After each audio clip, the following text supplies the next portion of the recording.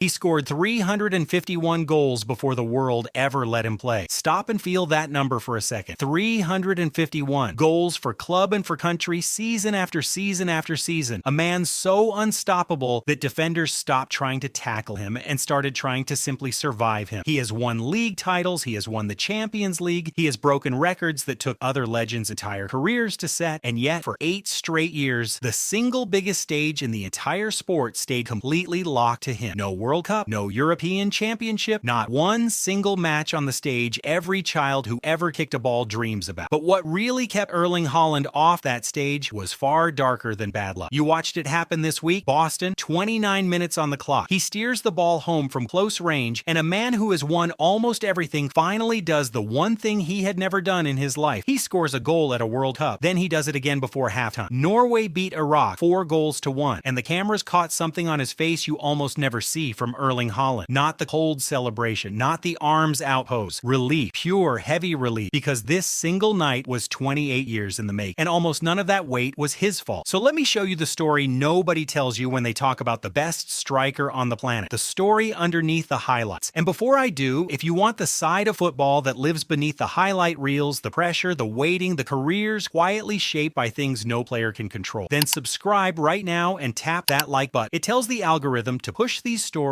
to more people who love the game the way you and I. Take 1 second, do it now, and then let's go all the way back to the beginning. Here is what makes Haaland different, and here is what makes his story so quietly cruel. Erling Haaland is, by raw numbers, one of the most ruthless goal scorers the sport has ever produced. By the time he walked onto that pitch in Boston, he had scored 55 international goals in just 50 appearances for Norway. Slow down and think about that ratio. Most strikers spend their whole career dreaming of a goal every 2 or 3 games for their national team. Haaland averages more than a goal every single game. At club level, the numbers stop looking real. He doesn't suffer slumps. He suffers quiet weeks, and then he scores 4. So how does a player like that reach the age of 25 without ever once kicking a ball at a World Cup? The answer is the part of football almost nobody wants to say out loud. The greatest individual on the planet is still a prisoner of the 11 players around, and for nearly all of Haaland's life, Norway simply was not good enough to drag him to the biggest stage. His genius was real. His supporting cast was not. Sit with that, because it is the quiet tragedy buried at the heart of every team sport. You can be the best player alive and still be completely invisible when it matters most. So tell me right now, drop it in the comments, who is the most talented player you ever watched who never got the stage they truly deserve? I read every reply, and I want your names. Now here is the build-up, the history that makes this one ordinary group game hit like a thunderclap. Norway's last World Cup was in 1998 France, a squad that famously beat Brazil in the group stage before bowing out in the round of 16. And here is the first detail that should stop. Norway's coach today, Solbakken, was a player in that exact squad. Read that sentence twice. The man leading this team out in Boston was on the pitch the last time his country stood at a World Cup, 28 years ago. And here is the detail that genuinely chills you. That 1998 World Cup happened 2 full years before Erling Haaland was even born. So think about what that means. For his entire life, every single year he has been alive, Norway had never once reached a World Cup. He grew up watching other nations dance on the biggest stage in sport while his own country sat at home and watched, just like everyone else. He became the most feared striker on earth. He scored in famous stadiums all across Europe. He lifted the Champions League, and still the one tournament every kid on every street imagines winning stayed completely out of his reach. Not because of anything he did, but because qualifying is a team's burden to carry, and his team kept buckling under it. 6 straight World Cups, Norway failed to qualify. 6 in a row. An entire generation of Norwegian football came and went without a single World Cup appearance. And the most gifted footballer the country had ever produced spent those years stuck on the outside, watching the tournament the same way you might watch it from your sofa, except he was good enough to be the best player in it. What does that do to a competitor? What does it do to a man who has earned everything except the one thing he cannot control alone? Some players would have sulked. Some would have let it quietly hollow them out. Haaland did the opposite. He kept scoring, kept improving, kept making himself impossible to ignore, as if daring the football gods to keep him locked out forever. But no matter how many he scored, the door stayed shut, because one man, even a man like this, cannot qualify a nation by himself. And that is the part that should make you angry on his behalf if you let it. Imagine being the best in the world at the one thing you have given your entire life to, and being told year after year, wait, not yet, maybe next time. Imagine watching players you know in your bones you are better than walk out under the lights at a World Cup while you sit in a studio as a guest, talking about a tournament you should be tearing apart. That was Haaland's reality for almost a decade. The talent screamed to be seen. The circumstances kept the curtain shut. Now here is the turning point. The exact moment the entire story finally bends. Norway qualified for 2026 by doing something they had never managed to do before. They dominate. 7 wins out of 7 matches in qualifying. A perfect record, and not against minnows alone. They twice thrashed Italy, a 4-time world champ, one of the most storied football nations on the planet. Being beaten home and away by Norway was, for Italy, like watching the natural order of the sport flip completely upside down. And here is the bitter, almost poetic irony you have to sit with. Italy, the giant, missed the World Cup again. Norway, the eternal outsider, marched straight through. The balance of power between those two nations didn't gently shift. It snapped clean in half. Because this Norway is not the Norway of the past 2 decades. Haaland is no longer a lone superstar dragging a weak side behind him. Beside him now stands Martin Odegaard, the captain of Arsenal, one of the most elegant and intelligent midfielders in all of Europe. There is genuine pace out wide. There is a real system. There is finally belief running through the whole team. For the first time in Erling Haaland's entire life, his country handed him a team actually worthy of his talent. And that is precisely why one night in Boston meant so much more than the scoreline suggests. Watch the goals again, and you will see the difference between a simple debut and a release of something held in for years. The first arrived just before the half-hour mark. Haaland steering home a low cross with the eerie calm of a man who has rehearsed this exact moment in his head 10,000 times. Then Iraq struck back. Ayman Hussein rose for a brilliant header and leveled the game. And for a few minutes, the old familiar Norwegian anxiety crept back into the stadium. Is this going to be another night where it all slips away again? It was not. Just 4 minutes later, Haaland pounced on a goalkeeping error, the kind of cold, instant ruthlessness you simply cannot teach, and restored Norway's lead before the break. By the time the final whistle blew, it was 4-1. His 56th and 57th international goals, his first 2 ever at a World Cup. At 25 years old, he was finally, undeniably, exactly where he had always belonged. His coach said something afterward that tells you everything you need to know. He said, "Occasion was not too big for Haaland." Think for a moment about how strange that sentence even is. The best striker in the world. And the open question beforehand was whether the stage itself might overwhelm him, simply because he had never once stood on. Most players at his level carry a decade of tournament scars by. Haaland walked in with none, and somehow looked like he had owned that stage his entire career. And notice what was happening around him in that same match. Leo Østigard came off the bench and headed in a third. Martin Odegaard pulled the strings from deep and swung in the corner that led to it. This was not one man and 10 passengers, and this was a team that finally matched its talisman. And the moment it did, the floodgates opened. For years, people asked what Haaland would look like at a World Cup. Nobody could truly answer because he had never been handed a team good enough to find out. Now we know. So what does this night actually mean? Let's look one layer deep, the way this channel always does. On the surface, it is one good result in a group Norway is already favored to win. Encouraging for them, painful for Iraq, a nice story, scroll on. But underneath, something far bigger is stirring. A player who spent his whole life as the greatest striker never allowed at a World Cup is now finally loose at one. Hungry, fresh, carrying 8 years of stored, compressed frustration into every single box he steps inside. There is a reason every coach on earth fears a striker with a point to prove, and there has never, ever been a striker with more to prove than this one, because he has spent his entire career being told he is the best while never being allowed to prove it on the one stage that truly decides these things. Here is the question I keep turning over in my head, and I honestly want your answer below. Is Erling Haaland more dangerous now because he has finally arrived, or because the game made him wait so painfully long to get here? Because a man who waited 28 years for a stage does not treat it like a routine group game. He treats it like the only chance he may ever get to take what was kept from him. And maybe that is the real story of Boston. Not simply that the best striker in the world finally scored at a World Cup, but that the football world spent the prime years of his career quietly deciding he didn't get to be here at all. And now he has arrived anyway, with everything still left to take. Think about the stage he has walked into. Kylian Mbappe is here, already scoring for France. Lionel Messi is here, scoring hat tricks at 38 years old. The tournament is crowded shoulder to shoulder with living legends, and straight into the middle of all of it walks the one man who was supposed to dominate this entire generation and was quietly denied the platform to do it for 8 long years. So who would you put your money on now? Tell me honestly in the comments. Haaland or the entire rest of the field? Because the cruelest thing about his story was never his talent. The talent was never in doubt for a single second. The cruelty was the waiting, the years, the watching, and the single most dangerous thing about Erling Haaland now is brutally simple. The waiting is finally over. He scored 351 goals before the world ever let him play. This week, in Boston, the world finally ran out of reasons to keep him out, and now everyone else left in this tournament has to live with exactly what